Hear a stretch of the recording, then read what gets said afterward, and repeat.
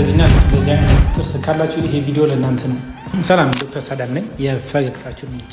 ዛሬ በዚህ ቪዲዮ ላይ ስለ ኮምፖዛይት ፊሊንግ እና ኮምፖዛይት ቬነር ልዩነቱን ነግራችኋለሁ። ኮምፖዛይት ፊሊንግ የምንለው የጥርስ ቀለም ያለው እንደ ውጫ አይነት ማቴሪያል ሲሆን የተቦረቦረ የተሸረፈ ወይም የተሰበረ ጥርስን ለማስተካከል እንጠቀምበታለን። ቬነር የምንለው ደግሞ ወይም በአብዛኛው የፕሮክሲሊን ቬነር የጥርሳችን በላይኛው ክፍል በማስቀመጥ ጥርሱን በአፒራንስ ለማስተካከል እንጠቀምበታለን።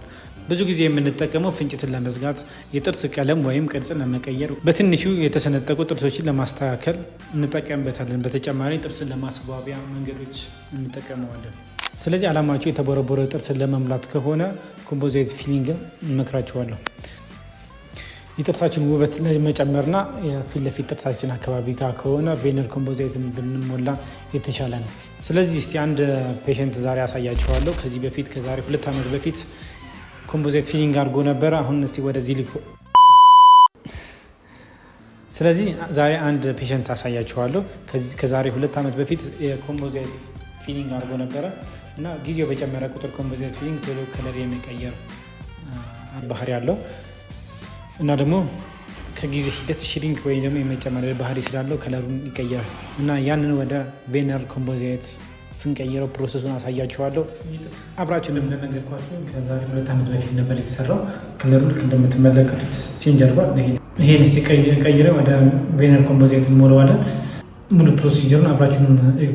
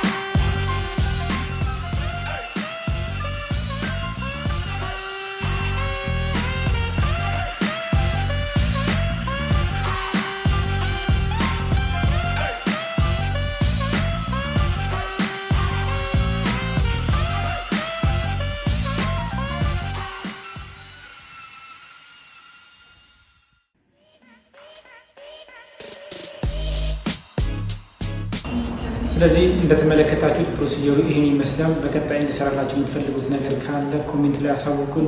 ቪዲዮ ይጠቅማል ብላችሁ የምታስቡት ሰው ካለ ሼር አድርጉለት። በሚቀጥለው ቪዲዮ እስከምንገናኝ ድረስ